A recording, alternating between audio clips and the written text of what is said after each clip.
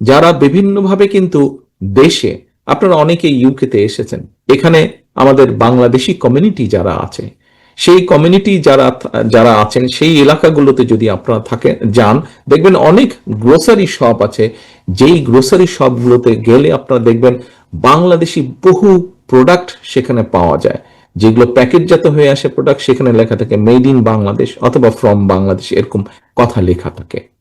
কাজেই আমরা এখনই যদি করতে পারি, রাষ্ট্র যদি, সরকার যদি সেরকম সুন্দরভাবে অর্গানাইজ ওয়েতে কৃষিকে সাজাতে সক্ষম হয়, তাহলে একদিকে যেরকম আমরা দেশের মানুষকে ন্যায্য মূল্যে খাদ্য দ্রব্য সবকিছু সরবরাহ করতে সক্ষম হব, একই দিকে অন্যদিকে ঠিক একইভাবে এই সকল উদ্যোক্তা উৎসাহিত হবেন, তারা আরো বিনিয়োগ করবেন, কৃষিজ দ্রব্যতে তারা বিনিয়োগ করবেন। বিনিয়োগ করার মাধ্যমে একদিকে তারা যেমন আরো অধিক পরিমাণ বিভিন্ন খাদ্য দ্রব্য জাতীয় জিনিস রফতানি করতে সক্ষম হবেন, যার ফলে বৈদেশিক মুদ্রা আসবে। অন্যদিকে সেই সকল মিল ফ্যাক্টরি চালু করতে হলে, চালাতে হলেও তো মানুষের প্রয়োজন, কর্মদক্ষ মানুষের প্রয়োজন, সেখানেও বহু মানুষের কর্মসংস্থানের ব্যবস্থা হবে। কাজে পুরো বিষয়টাকে আমরা এভাবে দেখছি। পুরো বিষয়টা আপনারা নিশ্চয়ই এইভাবেই বুঝতে পারছেন। আমাদের দায়িত্ব হচ্ছে পুরো বিষয়টাকে আমাদের কৃষক এবং আমাদের সাধারণ মানুষ, গ্রামে গঞ্জে কোটি কোটি মানুষ যারা আছে, শহর গ্রামগঞ্জ, সকলের কাছে এই পরিকল্পনার কথাটা আপনাদেরকে তুলে ধরতে হবে প্রিয় সহকর্মীবৃন্দ। সেজন্যই আজকে আপনাদেরকে এত কষ্ট দেওয়া হয়েছে, আপনাদেরকে 8 ঘন্টা বসিয়ে রাখা হয়েছে। এখন এই যে ফ্যামিলি কার্ড এবং এই যে কৃষক কার্ড, শুধু যে এই দুটো বললাম, এই যে পৌঁছে দেবার কথা বললাম, আপনাদের কি মনে হয়, প্রিয় সহকর্মীবৃন্দ দয়া করে এদিকে তাকাবেন, এই যে সামনে নয়নের পিছনে কে বসে আছে, শুধু এদিক ওদিক ঘোরাঘুরি করছে আর মোবাইল দিয়ে রেকর্ড করছে, চশমা পরে? আচ্ছা, সোজা তাকাতে হবে, সোজা স্ক্রিনের দিকে, আমি যে স্ক্রিন আছে ওই স্ক্রিনের দিকে তাকাতে হবে। হ্যাঁ, তো এখন এই যে আপনারা এত কিছু শুনলেন, জানলেন, এই শোনা জানাটা কি মনে আছে আপনাদের, না ভুলে গেছেন বেমালুম আপনারা? মনে আছে? আচ্ছা, ঠিক আছে, ধন্যবাদ। যদি আপনাদের এই 8টি সাবজেক্ট মনে থেকে থাকে, তাহলে নিশ্চয়ই আটটির মধ্যে আরেকটি সাবজেক্ট আছে, শিক্ষার একটি বিষয় আছে। যদিও এখানে যুব দল আছেন, কৃষক দল আছেন, কিন্তু শিক্ষার বিষয়টি সকলের সাথে সম্পর্কিত কম বেশি, তাই নয় কি? আপনারা দেখেছেন যে আমরা কিভাবে শিক্ষাকে গড়ে তুলতে চাইছি, কিভাবে আমরা শিক্ষাকে সাজাতে চাইছি। একটি আজকের শিশু, তাকে এমনভাবে আমরা শিক্ষা দিতে চাইছি, আগামী দিনে যখন সে যুবক হবে, আগামী দিনে যখন সে বড় হবে, একটু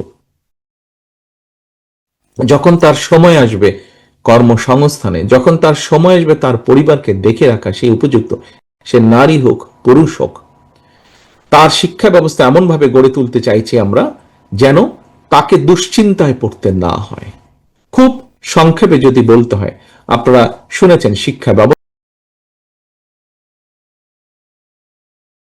আপনাদের সামনে তুলে ধরা হয়েছে এবং সেখানে উল্লেখ করা হয়েছে যে আমরা দ্বিতীয় এবং তৃতীয় ল্যাঙ্গুয়েজ আমরা আনতে চাইছি, ইংরেজির পাশাপাশি তৃতীয় ল্যাঙ্গুয়েজ আমরা আনতে চাইছি। বিভিন্ন সেক্টরগুলো আপনাদের সামনে তুলে ধরা হয়েছে যে আমরা কোন কোন সেক্টর বের করেছি। খুব সংক্ষেপে যদি বলতে হয় প্রিয় সহকর্মীবৃন্দ, তাহলে বলতে হয় যে, যেমন ধরুন শিক্ষা ব্যবস্থায় আমরা বাচ্চাদেরকে আস্তে আস্তে এমনভাবে শিক্ষিত গড়ে তুলতে চাইছে, যেই শিক্ষাটা পেলে সে দ্বিতীয় বা তৃতীয় একটি ল্যাঙ্গুয়েজ জানবে, সে ভোকেশনাল ট্রেনিং পাবে, সে স্পোর্টসে তাকে কোনো না কোনো একটা স্পোর্টসে তাকে মোটামুটি এক্সপার্টিজ আর্ন করতে হবে, তাকে আর্ট এবং কালচারে কম বেশি এক্সপার্টিজ আর্ন করতে হবে, তাকে অ্যাচিভ করতে হবে তাকে। এখন আমরা যদি শুধু এভাবে জিনিসটি কল্পনা করি, আজকে যেই ছেলেটি ক্লাস 1-এ ভর্তি হলো, 10-12 বছর পরে যখন সে ক্লাস 10 বা ক্লাস 12 পাশ করবে এবং সে যখন অন্তত দুটো বিদেশি ভাষা কম বেশি বলতে, লিখতে এবং বুঝতে পারবে, সে যখন কম বেশি একটি স্পোর্টসে, সেটি ফুটবল হোক, সেটি ব্যাডমিন্টন হোক, টেবিল টেনিস হোক, একটি স্পোর্টসে ক্রিকেট হোক, একটি স্পোর্টসে যখন সে ভালো হবে, সে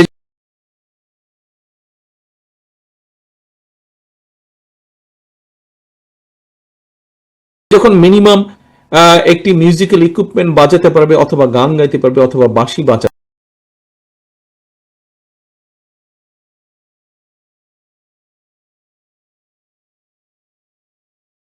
পারবে, অথবা সে যখন সুন্দর ছবি আঁকতে পারবে, এর পাশাপাশি যদি সেই বাচ্চাটিকে ভোকেশনাল বা টেকনোলজিক্যাল ট্রেনিংও তার থাকে কোনো একটি বিষয়, যেমন কিভাবে ইলেকট্রিক্যাল এয়ার কন্ডিশন নষ্ট হয়ে গেলে সেটি কিভাবে ঠিক করতে হয়, অথবা কিভাবে পানির পাইপলাইন বসাতে হয়, অথবা আমরা আমরা আমাদের রক্ত পরীক্ষা করাতে যাই,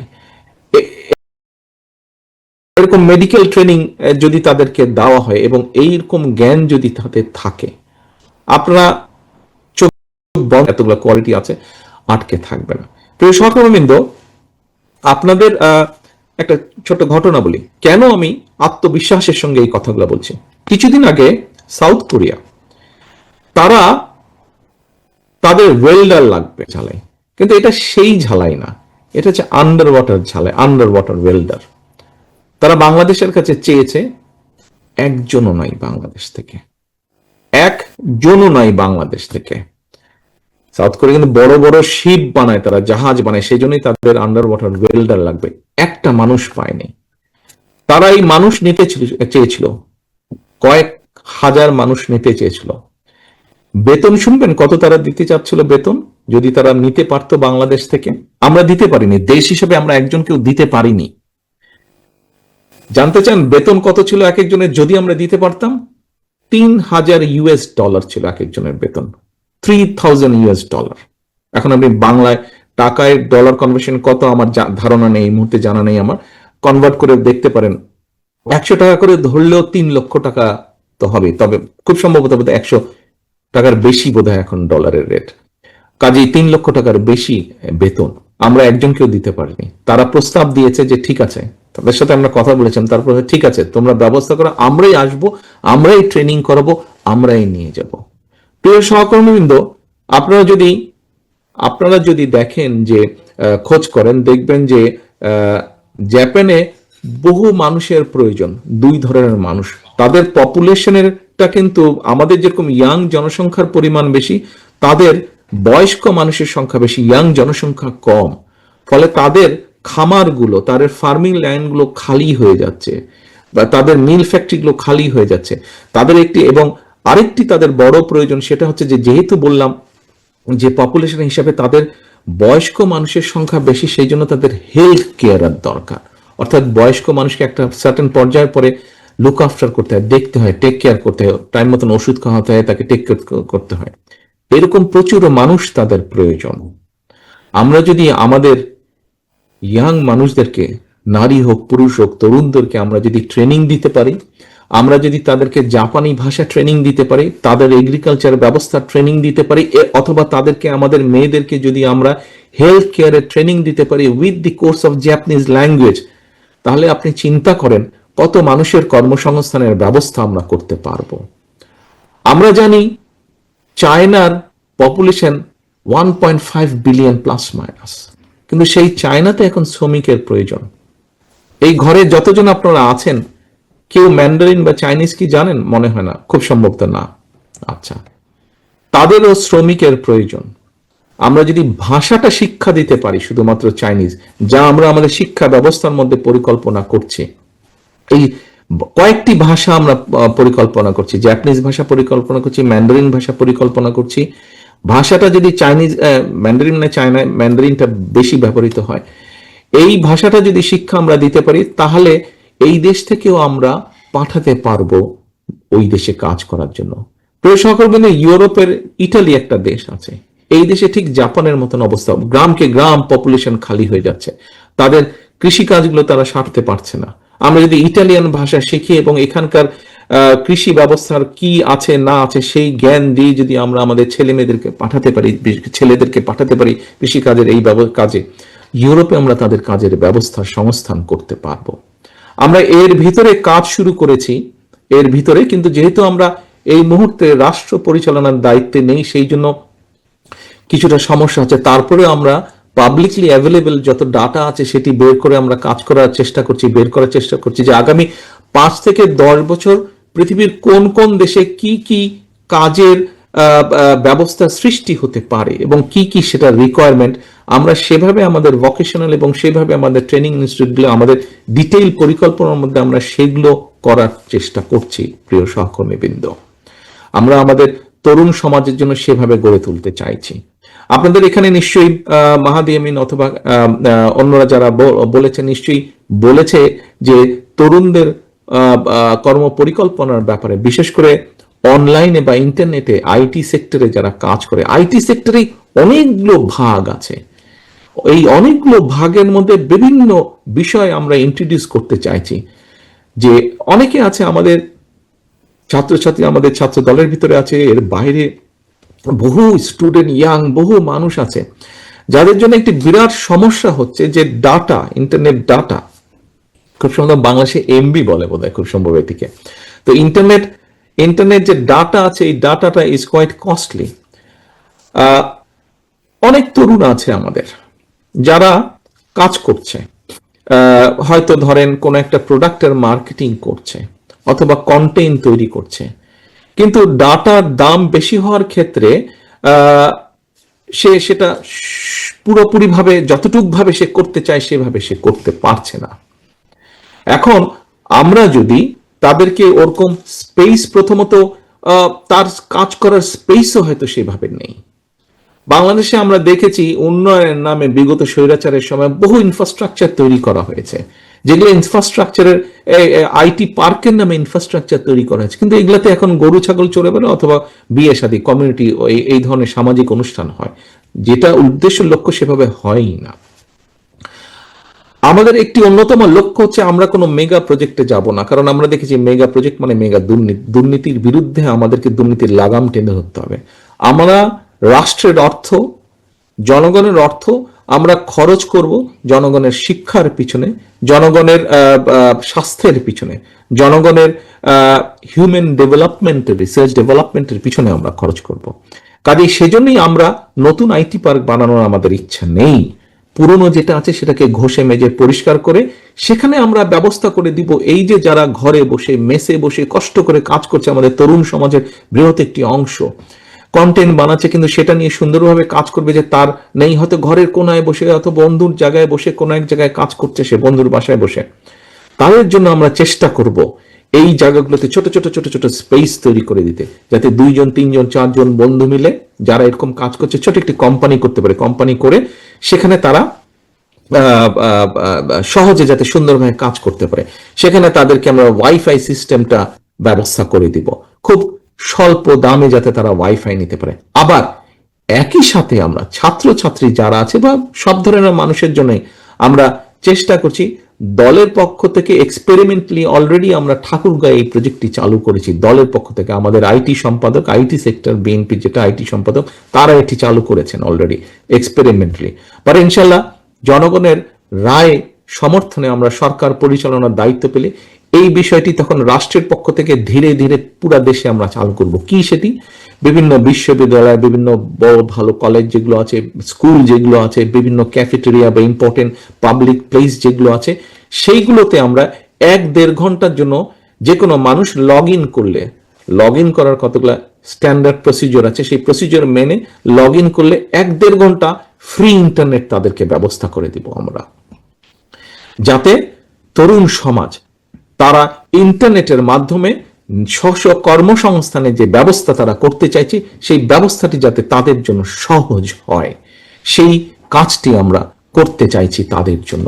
হয়তো সময় লাগবে, কিন্তু ইনশাল্লাহ আমরা করব, সুযোগ পেলেই আমরা এই কাজটি করব।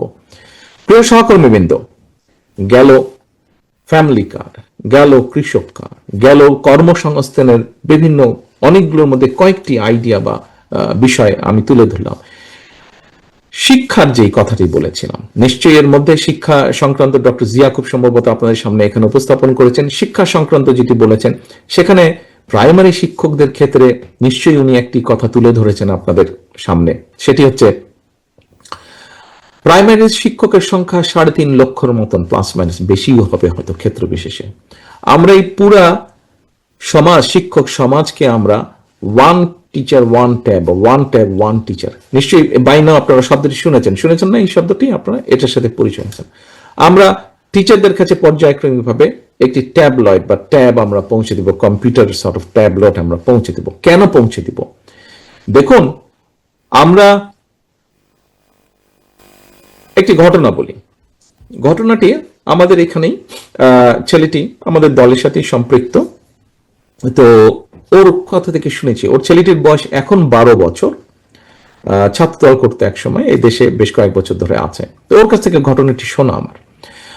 ওর ছেলের বয়স যখন 5-7 বছর হবে, তো একদিন ও ছেলেকে নিয়ে গাড়িতে উঠেছে, তো সিট বেল্ট লাগায়নি।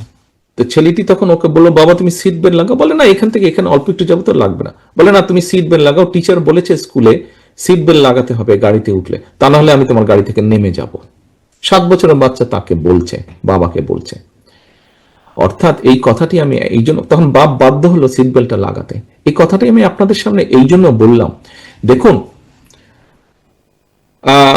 আজকে আমাদেরকে যদি দুর্নীতির বিরুদ্ধে জিহাদ করতে হয়, যুদ্ধ করতে হয়, দুর্নীতির লাগাম টেনে ধরতে হয়, অবশ্যই আমাদেরকে কাজটি শুরু করতে হবে। হ্যাঁ, দুর্নীতি দমন কমিশন, সরকার তার অবস্থান থেকে সর্বোচ্চ চেষ্টা দিয়ে করবে, কিন্তু মানসিকতার পরিবর্তন করতে হবে। তো মানুষের সাহায্যে যদি, মানুষের সাহায্যে যদি এগিয়ে আসতে হয়, মানুষকে সৃষ্টি করেছেন সৃষ্টির সেরা জীব হিসাবে, এই হিসাবে আমাদের দায়িত্ব হচ্ছে আমাদের শুধু একজন মানুষকেই শুধু দেখবে না, পাশাপাশি আল্লাহর সৃষ্টি অন্য যা কিছু আছে, যা আমাদের পক্ষে যতটুকু লিমিটের মধ্যে পসিবল, আল্লাহর সব সৃষ্টির প্রতি আমরা যত্নশীল হব।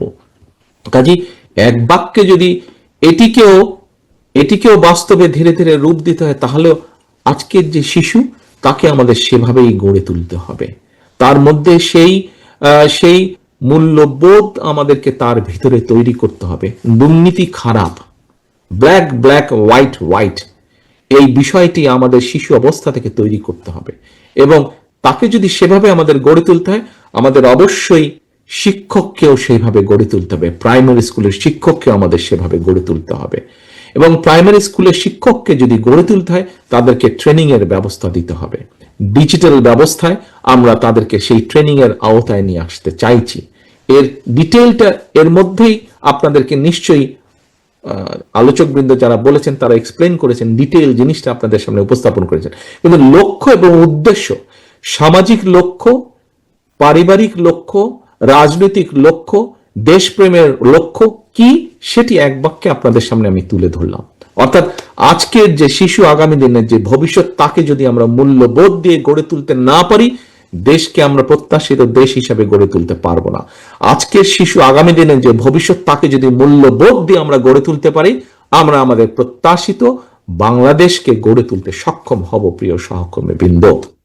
এবং সেই জন্য আমাদের শিক্ষকদেরকেও গড়ে তুলতে হবে। কাজে আসুন সেটি আমাদেরকে করব, এটি হচ্ছে আমাদের পরিকল্পনা। আমরা শিক্ষা গেলাম, আমরা ফ্যামিলি কার্ড, কৃষক কার্ড, আমরা কর্মসংস্থানের ব্যাপারে খুব সংক্ষিপ্ত ভাবে আলোচনা করলাম। আরেকটি বিষয়, পরিবেশ। যদি চারিদিকে খাখরা মরুভূমি হয়ে যায়, এর মধ্যে থাকবো কি করে আমরা? এর মধ্যে তো থাকতে পারবো না। কাজেই আমাদেরকে পরিবেশ করতে হবে। এবং পরিবেশের জন্য আমরা কি উদ্যোগ নিয়েছি? আমরা আমাদের শহীদ জিয়া, সেই জনপ্রিয়, সবচেয়ে জনপ্রিয়, অন্যতম জনপ্রিয় একটি প্রকল্প ছিল খাল খনন। যে কোনো মূল্যে আমাদেরকে খাল খনন শুরু করতে হবে। দেশে নদী খনন, খাল খনন আমাদেরকে করতে হবে, এটি আমাদের অন্যতম প্রায়োরিটি। কেন করতে হবে কম বেশি সেটি এক্সপ্লেন করা হচ্ছে। এবং আমাদের আরেকটি লক্ষ্য হচ্ছে, আমরা আগামী 5 বছর ইনশাল্লাহ এই নির্বাচনে জনগণের সমর্থন পেলে আগামী 5 বছরে আমরা চেষ্টা করব 25 কোটি গাছ লাগাতে। প্রিয় সহকর্মীবৃন্দ, অনেকেই হয়তো মনে মনে হাসছেন, এতই সোজা 25 কোটি গাছ লাগানো? আপনার গাছ লাগানোর সময় তো মোটামুটি ভাবে 3 মাস, মনসুন বা বর্ষাকাল। বাকি 9 মাস আপনি কি করবেন সহকর্মী? 9 মাস আপনি গাছের চারা তৈরি করবেন। কিভাবে গাছের চারাটি একটু বড় হলে বর্ষার সময় কিভাবে কোথায় কোথায় লাগাবেন, কোন কোন জায়গায় রোপণ করবেন, কাদেরকে দিয়ে আপনি সেই গাছের চারাটি রোপণ করবেন, এই পুরো প্ল্যানিংটা আপনি বাকি 9 মাস করবেন। বাংলাদেশে কম বেশি প্রায় 1 লক্ষ নার্সারি আছে। এবারে যে প্রত্যেকটি নার্সারির উৎপাদন ক্ষমতা, অর্থাৎ চারা তৈরির ক্ষমতা কম বেশি 25,000 প্লাস। 25,000 চারা, 20 থেকে 25,000 চারা অন এন এভারেজ প্রত্যেকটি নার্সারি তৈরি করতে পারে। কাজেই আমরা যদি হিসাব করি, তাহলে আমরা দেখে নিতে পারি মোটামুটি বছরে 4 থেকে 5 কোটি চারা আমরা উৎপাদন বা তৈরি করতে সক্ষম হব। এবং সেটা আমরা যদি পরিকল্পনা মাফিক আমরা বনায়ন তৈরি করতে পারি, বন তৈরি করতে পারি, আমরা আমাদের আবহাওয়া, আমাদের ক্লাইমেট, আমরা আবহাওয়া আমরা কিছুটা হলেও পরিবর্তন করতে পারবো। গরমের সময় খুব গরম পড়ে, আমরা চেষ্টা করতে পারি এবং আমাদের এই চেষ্টা মোটামুটিভাবে আল্লাহর মতে সফল হলে 5 বছরের মধ্যে অ্যাটলিস্ট 3 ডিগ্রি টেম্পারেচার আমরা কমিয়ে আনতে সক্ষম হব। প্রিয় সহকর্মীবৃন্দ, আসুন এরপরে আরেকটি পরিকল্পনার কথা বলি। ইউকে পৃথিবীর অন্যতম একটি ধনী দেশ। এই দেশে মানুষের স্বাস্থ্য সুবিধা, স্বাস্থ্য সাপোর্ট দেওয়ার জন্য এনএচএস আছে। এই এনএচএস কিন্তু খুব হাবুডুবু খাচ্ছে বাজেটের ভারে। এই দেশের মানুষের সংখ্যা হচ্ছে আমাদের 1/3, 7 কোটির মতন। 6 কোটি তারা নিজেরা, 1 কোটি বিদেশি, 7 কোটির মতন। এই 7 কোটিকে এখানে একটা মানুষের হার্ট অ্যাটাক হলে বাইপাস করতে হলে সম্পূর্ণ, মানে যার বৈধ অধিকার আছে এই দেশে থাকার, এরকম মানুষের যদি বাইপাস লাগে, হার্ট অ্যাটাক হয়, স্টেন্টিং করতে হয়, যেতেই হোক না কেন, কারো যদি ক্যান্সারের চিকিৎসা করতে হয়, ডায়ালিসিস করতে হয়, কিডনি চেঞ্জ করতে হয়, পুরো সরকার সেই খরচ বহন করে, বেয়ার করে সরকার। কিন্তু তারপরে এরকম দেশ হাবুডুবু খাচ্ছে। প্রিয় সহকর্মীবৃন্দ, বাংলাদেশের জনসংখ্যা 20 কোটি, মিনিমাম 20 কোটি। এত বিপুল জনসংখ্যাকে আমি খুব সস্তা স্লোগান দিতে পারি, সবার জন্য স্বাস্থ্য সুবিধা দিব, আমরা সবাইকে আমরা ফ্রি দিব। বলাটা খুব ইজি, করাটা অত্যন্ত কঠিন। তাহলে আমাদেরকে কি করতে হবে? আমরা দেখুন, বাস্তবতা যেটা শেষ করতে হবে, মাগরিবের আগে আমি শেষ করে আনি। বাস্তবতা যেটা হচ্ছে আজকে, হ্যাঁ আমাদের হাসপাতাল তৈরি করতে হবে, কিন্তু আজকে আপনি যতই সরকারি হাসপাতাল তৈরি করুন না কেন, আমাদের বিগত সরকারের আমলে যেভাবে দুর্নীতি সমাজের বিভিন্ন রন্ধে রন্ধে প্রবেশ করেছে, আপনি হাসপাতাল তৈরি করতে গেলে হাসপাতালে বিভিন্ন রকম সমস্যায়, দুর্নীতিকে ঘিরে বিভিন্ন রকম দুর্নীতি, কাজেই আপনি মানুষের দোরগোড়ায় বা মানুষকে প্রত্যাশিত স্বাস্থ্য সেবা আমরা দিতে পারছি না। ফ্যাক্ট, বাস্তবতা। কিন্তু বাস্তবতা মেনে নিয়ে এটাকে তো ঠিক করতে হবে। কি করতে হবে? এখন একটি আবার অন্য বাস্তবতা যদি দেখি, সরকারের যে রিসোর্স আছে, আমি একটি উদাহরণ দিয়ে বোঝানোর চেষ্টা করি। সরকারের যে রিসোর্স আছে, এই রিসোর্সে বাংলাদেশের সব জেলায় যে হাসপাতাল আছে, ধরেন সেখানে প্রতিদিন একটি হসপিটাল 1000 রোগীকে সব রকম কম বেশি সাপোর্ট দিতে পারে। সরকার থেকে যে সাপ্লাই দেওয়া হয়, 1000 রোগী আসলে তাকে ওষুধ, ব্যান্ডেজ, পট্টি, যাই বলেন না কেন, নার্স, বিছানা, সবকিছু 1000 দিতে পারে সে। কিন্তু আপনার রোগী আসছে প্রতিদিন 2500, অর্থাৎ প্রতিদিন 1500 করে রোগী আসছে। আপনার আজকে যেই 2500 আসলে আপনি 1000-কে ডিল করলেন, 1500 তো রয়ে গেল। আগামীকাল এই 1500-এর 1000-কে করতে করতে আপনার আরো 2500 অ্যাড হয়ে গেল ওটার সাথে, অর্থাৎ এটা তো বাড়ছে, এটা যে তো আপনার দ্বিগুণ তিনগুণ হয়ে যাচ্ছে প্রতিদিন। এখন কি করতে হবে?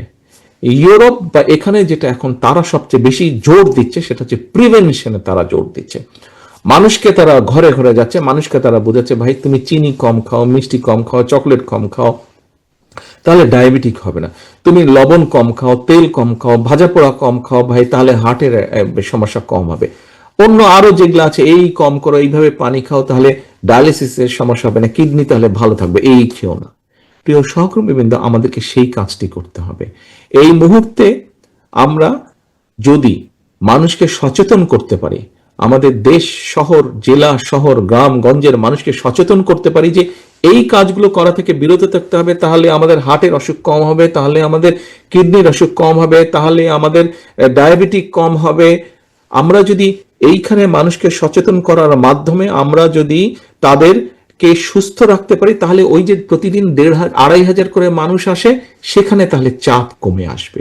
সেখানে যদি চাপ কমে আসে, যত কমাতে পারবো এইদিকে, তত ওইদিকে বেটার সার্ভিস দেওয়া সক্ষম হবে সরকার, সেখানে বেটার সার্ভিস দিতে পারবে, ডাক্তার, নার্স সেখানে বেটার সার্ভিস দিতে পারবে। আমরা এই জন্য দেশে কম বেশি এই মুহূর্তে যে পরিকল্পনা করছি, 1 লক্ষ স্বাস্থ্য কর্মী আমরা নিয়োগ দিব। পল্লী চিকিৎসকদেরকে যারা আছে তাদেরকে 1 লক্ষ স্বাস্থ্য কর্মী আমরা নিয়োগ দিব। প্রিয় সহকর্মী, এই স্বাস্থ্যকর্মীর 1 লক্ষের মধ্যে যদি 1 লক্ষ আমরা নিয়োগ দিয়ে থাকি, আমি উদাহরণ দিয়ে বোঝাচ্ছি, তার মধ্যে 80 থেকে 85,000, 80 to 85,000 আমরা অ্যাপয়েন্ট করব মহিলা স্বাস্থ্যকর্মী। কারণ মহিলাদের ক্ষেত্রে একটি অ্যাডভান্টেজ আছে, আপনার ঘর লুক আফটার করে কে? আপনাকে এবং আপনার সন্তানদেরকে লুক আফটার করে কে? অবশ্যই আপনার স্ত্রী লুক আফটার করেন। আচ্ছা, এখন তাকে গিয়ে যদি মহিলা স্বাস্থ্যকর্মী বোঝাতে সক্ষম হয় যে এই কাজ করবে, আপনার পরিবারকে এই খাবার কম দিবেন স্বাস্থ্যের ভালোর জন্য, এই খাবার বেশি দিবেন স্বাস্থ্য ভালো রাখার জন্য। আজকে যদি আমরা পরিবারের স্বাস্থ্য ভালো রাখতে পারি, তাহলে আমাদের অন্য পরিকল্পনাগুলো কাজ করবে। মানুষই যদি অসুস্থ হয়ে যায়, আপনি বাকি কাজ করবেন কেমন করে? আর আরেকটি আমাদের লক্ষ্য হচ্ছে, এটি বলবো কিনা বুঝতে পারছি না এভাবে, আরেকটি আমাদের লক্ষ্য হচ্ছে, দেখুন আমাদের পপুলেশন বেড়েই যাচ্ছে, বেড়েই যাচ্ছে, বেড়েই যাচ্ছে। আপনার যতই রিসোর্স থাকুক না কেন, সৌদি আরব, কুয়েত, সব জায়গার তেলের খনিও যদি আমরা নিয়ে আসি বাংলাদেশে, তারপরেও এইভাবে যদি জনসংখ্যা বৃদ্ধি হতে থাকে, কোনো রিসোর্স দিয়ে আমরা কোনো কিছু ম্যানেজ করতে পারবো না। আমরা যদি জনসংখ্যা নিয়ন্ত্রণের কাজটি করতে শুরু করতে পারি আজকে থেকে, এটার পজিটিভ ফলাফল আমরা পাবো 10 বছর পরে। আজ আগামী 2-4 বছরে পাবো না, 10 বছর পরে গিয়ে আমরা ফলাফল পাবো। কাজে প্রিয় সহকর্মী বৃন্দ, এই দেশকে, জাতিকে যদি বাঁচাতে হয়, এই পরিকল্পনাগুলো আমাদেরকে নিতে হবে। আসুন এরপরে একটি ইন্টারেস্টিং সাবজেক্ট হচ্ছে, আমরা বিভিন্ন ক্ষেত্রে ভোকেশনাল ইনস্টিটিউশন বলেন, টেকনোলজিক্যাল ইনস্টিটিউশন বলেন, বিভিন্নভাবে ভাষা শিক্ষা বলেন, বিভিন্নভাবে আমরা বিভিন্ন কর্মসংস্থানের ব্যবস্থা করছি।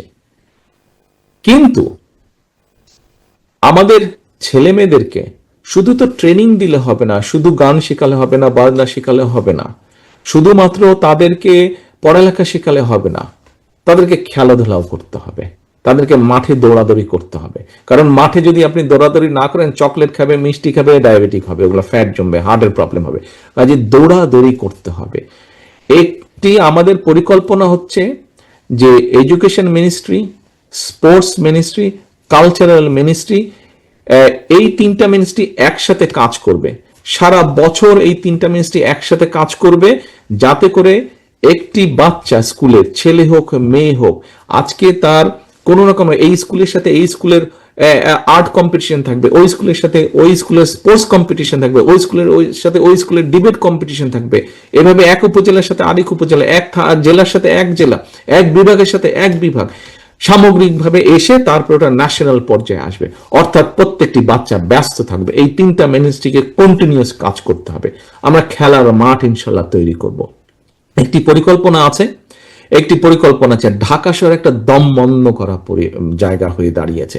বাচ্চাদের খেলার মাঠ নেই, তাতে বাচ্চারা সারাদিন মোবাইলে বসবে আর মোবাইলেই থাকবে। আপনাদের তাকে খেলার জায়গা দিতে হবে। তো আমরা দোষ দিচ্ছি, মাদকের দোষ দিচ্ছি। আরে ভাই, আপনি তাকে খেলার মাঠ দেন, খেলার পরিস্থিতি, তাহলে কেন সে ওইদিকে যাবে? তার তো এনার্জিটা, ইয়াং বসে যে এনার্জিটা, সেটা তো কোথাও না কোথাও সে ব্যয় করবে। তাকে যদি আপনি ভালো পথ, ভালো ব্যবস্থা দিতে পারেন, তাহলে অবশ্যই সেই খারাপ পথ পরিহার করে আসবে। আমরা তো ভালো পথের ব্যবস্থাই করছি না। আমরা মাঠ ইনশাল্লাহ ক্রিয়েট করব। কম বেশি আমরা একটি পরিকল্পনা করেছি, আমরা চেষ্টা করবো ইনশাল্লাহ এটিকে বাস্তবায়ন করতে যতটুকু, অ্যাজ মাচ পসিবল। উদাহরণ হিসেবে বোঝানোর জন্য বলি, ঢাকা শহরে 100টি ওয়ার্ড আছে। এই 100টি ওয়ার্ডের প্রত্যেকটি 2 থেকে 3টি ওয়ার্ড নিয়ে আমরা একটি জায়গা তৈরি করব। প্রায় একটি ফুটবল মাঠের সমান, মিনিমাম একটি ফুটবল মাঠের সমান 4 বিঘার সমান জায়গা আমরা তৈরি করব।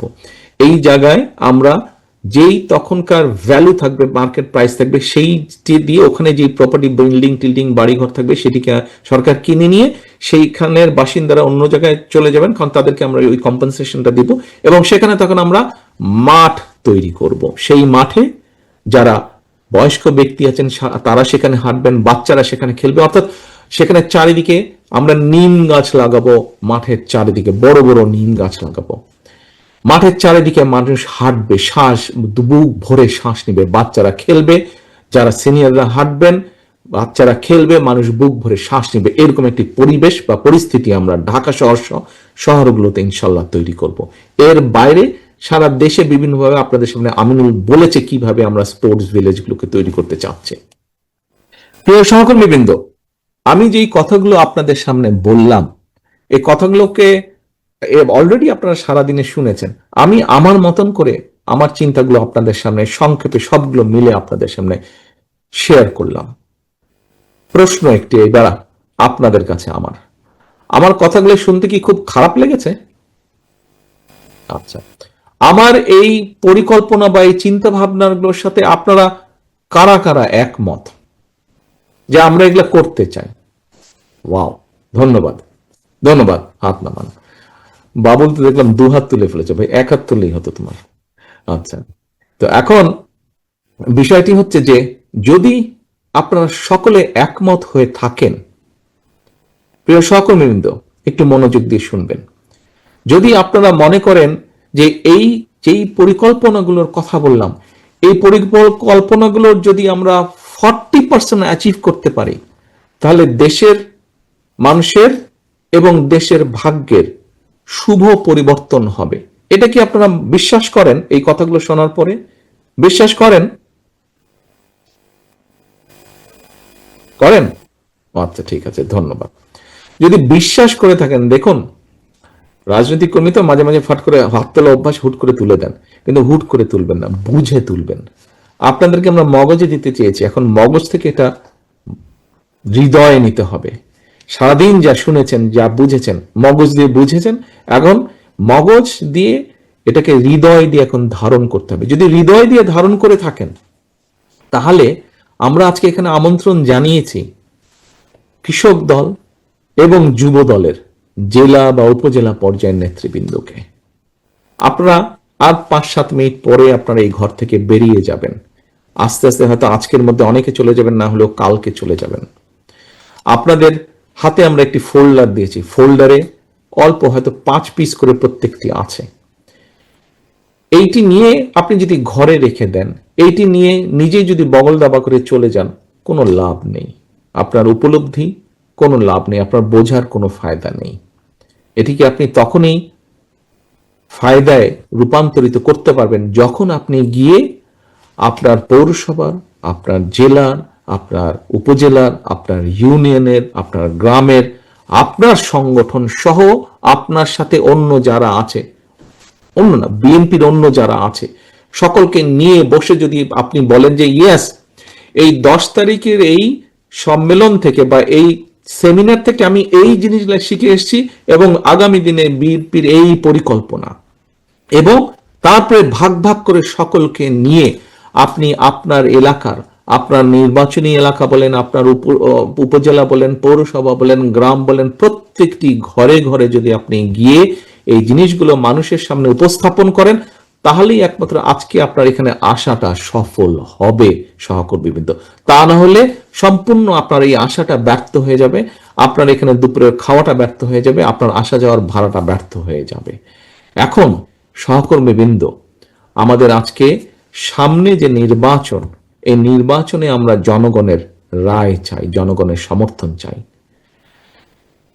পত্রিকার পাতা খুললে, রেডিও টেলিভিশন খুললে বহু ডিবেট চলতে থাকে, বহু ডিবেট। এর এটা ভালো না, ওর ওটা ভালো না, এই এটা খারাপ বলেছে, ও ওটা খারাপ বলেছে, ও খারাপ লোক, ও খারাপ লোক। আসুন আমরা এর থেকে বেরিয়ে আসি। আমার ধারণা, আমরা রাজনীতিবিদরা যাদেরকে সাধারণ মানুষ বলে গণ্য করি, আমরা রাজনীতিবিদরা যারা সাধারণ মানুষ বলে যাতে গণ্য করি, এই সাধারণ মানুষরা এইসব ডিবেট শুনতে শুনতে শুনতে ফেড আপ হয়ে গেছে। এটা হচ্ছে আমার আমার আমার স্টাডি, এটা আমার আমার আন্ডারস্ট্যান্ডিং। মানুষ ফেড আপ হয়ে গেছে এসব ডিবেট শুনতে শুনতে। আমার ধারণা মানুষ একদম ক্লিয়ার রাস্তা দেখতেছে। ওকে, তুমি রাজনৈতিক দল, তুমি নিজেকে ডিমান্ড করছো তুমি বাংলাদেশের জনপ্রিয় দল, তুমি নিজেকে ডিমান্ড করছো তুমি সবচেয়ে বড় দল, তাহলে বলো তুমি আমার জন্য কি করবে, তোমাকে যদি আমি সুযোগ দেই। আমার তো মনে হয় মানুষ বোধহয় এখন সোজা স্ট্রেট কাট এই কথাই বলছে। প্রিয় সহকর্মীরা, 8টা বিষয় আপনাদের সামনে উপস্থাপন করেছি, আপনারা হাত তুলে বলেছেন এই প্রত্যেকটি বিষয়ে যদি আমরা 40%ও ইমপ্লিমেন্ট করতে পারি, তাহলে বাংলাদেশের মানুষ, যাদেরকে আমরা জনগণ বলি, তাদের এবং দেশের ভাগ্যের পরিবর্তন হবে।